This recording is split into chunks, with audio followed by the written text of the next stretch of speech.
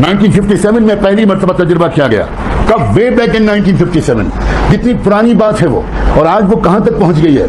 सबसे पहले बैकग्राउंड में किसी गाने के अंदर बिल्कुल, जिसमें कोई वर्ड सुनाई नहीं पड़ते, बहुत फास्ट मूविंग एक मैसेज जाता है, वो उस म्यूजिक के पीछे जाता है। लेकिन वो म्यूजिक के पीछे जो मैसेज जाता है वो सब कॉन्शियस में असर करता है, कॉन्शियस में असर नहीं करता।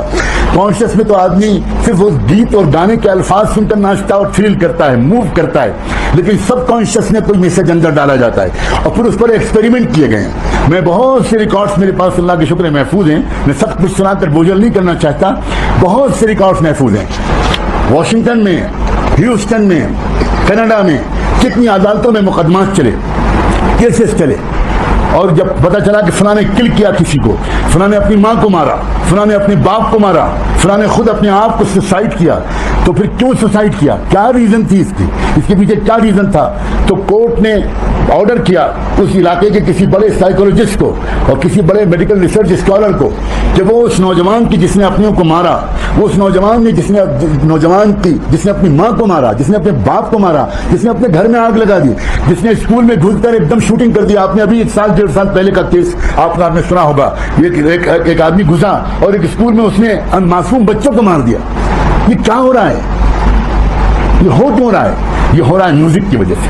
उस म्यूजिक में बाकायदा उस म्यूजिक में तजर्बे किए जा रहे हैं, kill him, kill her, kill your mom, kill your dad, kill your mom, kill your dad. अब वो हजारों मरतबा सब conscious kill your mom and kill your dad सुनता है, वो नाच रहा है और वो थ्रिल कर रहा है, मूव कर रहा है उस म्यूजिक को सुनकर, लेकिन उसके पीछे सब कॉन्शियस में किल your mom, kill your dad, kill your mom, kill your dad, try it, why don't try it, shoot.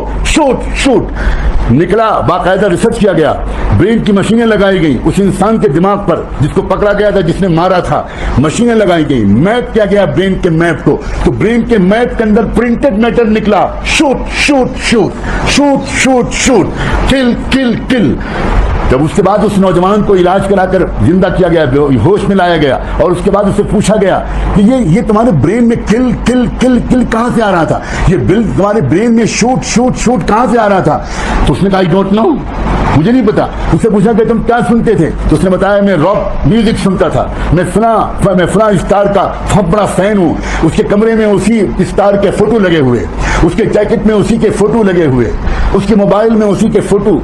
तब फिर उसके बाद किसी रिसर्च एकेडमी को कोर्ट की तरफ से दिया गया कि उस म्यूजिक का एनालिसिस करें, डीप साइंटिफिक एनालिसिस करें, और उसमें निकला ये बात कि इसके अंदर था kill, shoot, kill your mom, kill your dad, why don't try, stand up and shoot. ये सब मैसेजेस उसके अंदर थे। तब कोर्ट ने फैसला किया कि ये जो आदमी है, ये इसने दरअसल ये जो कुछ किया है ये उस म्यूजिक के दरअसल असर की वजह से किया है। अब फिर एक मरतबा अल्लाह मुझे और आपको शुक्र की तौफीक दे, 1500 साल पहले दुनिया में किसी साइंसदान ने ये रिसर्च नहीं किया था, लेकिन कुर्बान जाएं मोहम्मद रसूलुल्लाह सल्लल्लाहु अलैहि वसल्लम के, कि उन्होंने पहले से कह दिया करीब मत जाना म्यूजिक के, करीब मत जाना मौसीकी के। म्यूजिक कत्ल तक पहुंचाएगी, म्यूजिक शराब तक पहुंचाएगी, और म्यूजिक जिना तक पहुंचाएगी। सिंपल चीज नहीं है म्यूजिक, तबाह कर देने वाली चीज है, सलाहियतों को बर्बाद कर देने वाली चीज है। तुमने आज तक देखा है कि म्यूजिक का कोई दिलदादा, कोई नौजवान, उसने आगे बढ़कर दुनिया को कोई बड़ा इन्वेंशन करके दिया हो, कोई डिस्कवरी की हो, कोई साइंटिफिक डिस्कवरी की हो। कानों की हिफाजत करो अजीज नौजवानों, कानों को बचाओ, कसम खा लो इस बात से कि कान से कोई गलत बात नहीं सुनोगे। अब तो सूरत हाल यहां तक आ गई है कि इवन मोबाइल की जो रिंगटोन है, ये मोबाइल की जो घंटियां हैं और मोबाइल के जो इस वक्त गाने और म्यूजिक जो रिंगटोन की शक्ल में सुनाए जा रहे हैं, ये सब इस्लाम के तहत है।